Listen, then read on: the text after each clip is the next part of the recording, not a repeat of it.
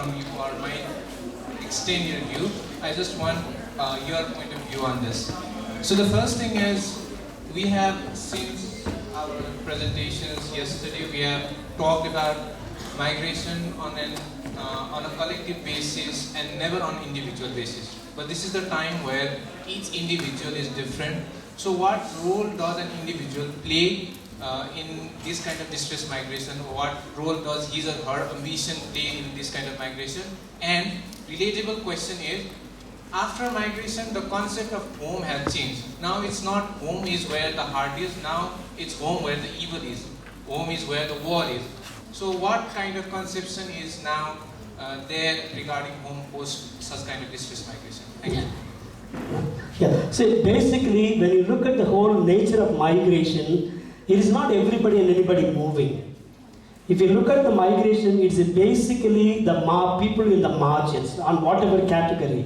Either in the name of ethnic category, or in the name of economic category, or in the name of caste category, as far as the South Asia is concerned. So there are a number of categories that are there. So migration per se is not free of the categories.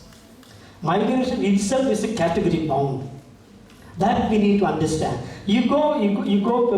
Some of the studies will say in India, especially South India, is a migration destination state. 80 to 85% of the people who migrate out of distress migration are Dalits and Adivasis. Another sizable number of migration is the minorities, like the Muslims. So there is no kind of caste-free, class-free, gender-free, or even ethnicity-free migration taking place. So everything has to be understood from that point of view. Whether it is about the home or the understanding of the home, understanding of other things, has to be understood from that point of view. So that is very, very important for us. And today, you have two things. One is that the voluntary migration, maybe this is on their own because they want to really improve the structure. But what happens with the involuntary migrants, they also see, based on under the imitation of the society at large, also would like to make it more. I don't say it's wrong, it's good. But what is that they have to really, sacrifice for that? They have to sacrifice the family. They have to sacrifice their own kith and kin. They have to sacrifice the real human relations. Sometimes you see the children born, they don't know the parents, especially the father, if the father is out. And when they come back, so the real quality life, the real quality relationship within the family and within the community also. So for example, in a community there are some, out of 500 persons in the village, some 200 people, they migrate, they come only 2 months and then 8 months they are not really part of that society. So the quality life, the quality home, the quality relations, everything is affected. This is more important, and in the long run, that will affect the cultural ethos and the cultural sovereignty of a state, which is not good for a country. Question from the balcony. Excuse me, Nader. Main reason for migration is due to lack of development of the country. So what are the steps that we youth should take forward to implement the policy for the development? Thank you. That's a good question. Actually, I wanted to share that. See, if you look at the GDP of a country, the main GDP should come from its taxes and its public resources. You know what you mean by public resources. The public resources are owned by the state. And the tax should be, there are two types of tax. One is the import and the export tax. A country which has got a huge import tax is not a very strong economically stable country. A country which has got a huge income on the exports. What do you mean by? There are three types of economic activities a country should have. One is the manufacture, another is the production, and third one is the service. So there are three sectors: service sector, manufacturing sector, and the production sector. Manufacturing sector, a country which has developed it very strong, is a country which is economically strong country. I just given a comparative study of Germany. You see your cars here in Bangalore. You have got a Volkswagen, you have got a Mercedes-Benz, you have got a BMW, you have got a Audi, you have got a number of cars. And all these cars, if one car, the amount of export tax that Germany gets is equivalent to 1,000 people who are bringing by the distance migration. So one car gets more tax revenue for Germany than even 1,000 migrants who get the revenue, that is the remittance for Nepal. So a country which is very strong on manufacture, and a country, for example, today we all speak so much about this, what's it called, solar power. Solar power, South Asia could be the biggest player in the world. But today, who is going to be the biggest player? Again, Germany, where 8 months in a year there is no sunlight. But still, you go across Germany, you run across, you kind of travel across. You've got a huge solar plants. So they know what is the next biggest energy for the world, and already Germany is into that solar power. That means their manufacturing capacity, their production capacity is very strong.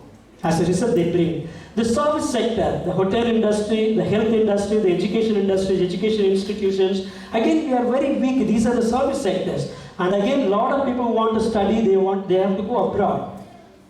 And this service sector, so we are very poor in economic, this is service sector. We are very poor in manufacturing sector. We are also very poor in production sector. As a result, the remittance or the revenue or the GDP of our country is not based on a strong economy, it's based on very loose diabolical economy. As a result, we will not be so. A country which wants to be economically very powerful has to create its own economic institutions, either in the service sector or in the manufacturing sector, very strong in the manufacturing sector or in the production sector.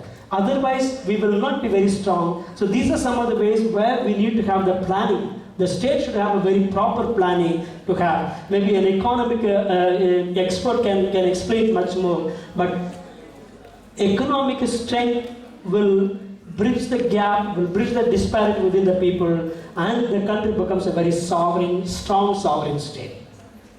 Did I answer your question? Yeah. Namaste, Father. Yeah. My question is, half of Punjab in London. So migration is huge problem in Punjab too. You know, this is not asset for Punjab as well as country. So what this is society is doing to solve this problem? You mean Punjab's moving out? Yeah, Punjab's moving out is not involuntary migration, it's a voluntary migration. Punjab, if you see, Punjab they are hugely populated in Canada, in the US, and in UK. If you go and see them, they are living much higher economic life than even the original, even the Canadians or the US people or the British people. You look at their houses, you look at their business, you look at their bank balance, they are much higher than the locals there. But that's called voluntary migration. They go out in want of more wealth and more money, and it's actually an asset to Punjab. It's not a problem to Punjab, or it's not a problem to India. That type of a migration is good for the country. It's good for the individuals, also for the country, but not the distance migration. Did I answer your question? Good afternoon, Father. So, Yeah. as you said, one of the major reasons behind so much out-migration that takes place in our country is the lack of attraction within the country. So what do you think the government or even other organizations can do to increase the number of attraction? Yes, thank you. Yesterday someone asked why is the South India is attractive or not North India. I think the same thing applies. You need to have something for the people to stay on, first and foremost. What will make the people to stay on? Number one, there has to be employment opportunities. What can bring employment opportunities? As I said, manufacturing sector brings employment opportunity, service sector brings employment opportunity, and production sector brings employment opportunity. That's number one. Number two, you need to invest a lot in the infrastructure building. Good, beautiful roads, dams, bridges, and so by building up the infrastructure, you are again replenishing, or you are again multiplying the economic resources, like say production, like agriculture. We are basically, South Asia is basically an agrarian society, and Nepal, I think 80% of the people are agrarian. But what has the government done to increase the income of the people. See, only when the income of the people increases, the capacity to buy increases. Only when the capacity to buy increases, economic activity is very strong. And when economic activity is very strong, naturally the attraction will be there. And we see our countries, there is no economic activity. As a result, there are no jobs. As a result, there is no attraction. Simply by being good, being beautiful, being handsome does not attract people. There has to be something more to attract people. I think, unfortunately, our countries are not much, and maybe India attracts a lot of people on the service sector, but India is still very poor in manufacturing sector and production sector, whereas unfortunately, Nepal is not very strong on all the three grounds of the sectors which can really increase its GDP. Remittance, as I said yesterday, remittance is not a good GDP, it's a very bad GDP for the country. We have time for one more question. Yep.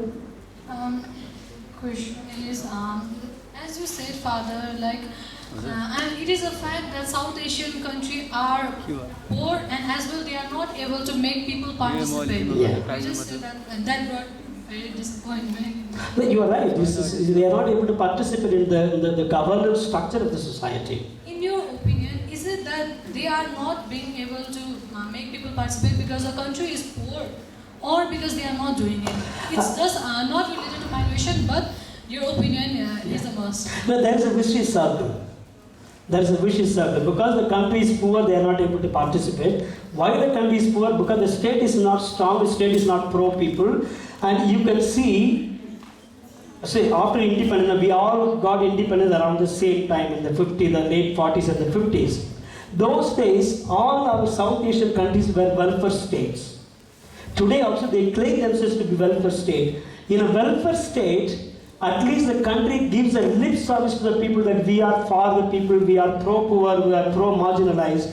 But once the country moves from a welfare state to an economic and capital state, which all this country did move after the neoliberal policy from the 90s, it has not only moved away from the poor, it has also moved against the poor. So moving away from the poor and the marginal is one thing, but moving against the poor and the marginal is another thing. As a result, what happens, the gap between the rich and the poor, the gap between the majority religious community and the minority religious community, the gap between the number of other kind of categories has been increasing. And the gap in a country against its own people is not only very poor, is very dangerous for the country. It will eventually affect its own sovereignty. And unfortunately, South Asian countries are moving in that direction, Maybe there are a lot of civil society agents, NGOs, CSO, they are working to address these issues. But some of the states have become more repressive. If you take the South Asian countries, they are slowly becoming more and more repressive than people-friendly states. As a result, the division is very huge. The disparity is very high. Thank you, Father. That is all the time that we have for now.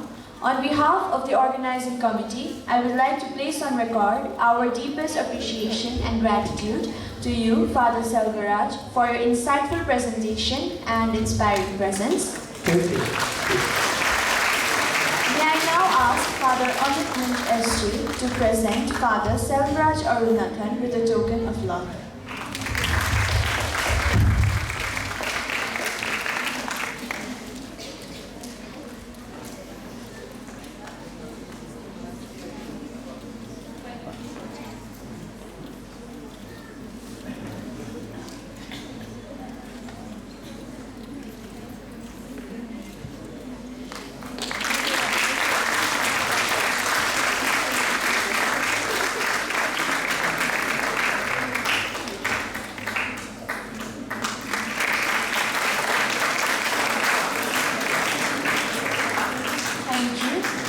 Ladies and gentlemen, with this, we have come to the end of the second session of the Day 2 of the South Asian Regional Seminar on the issue of migration in Nepal. For those who like to take a short break now, you may do so. Please return to your seats before 11:45. Thank you and have a good day.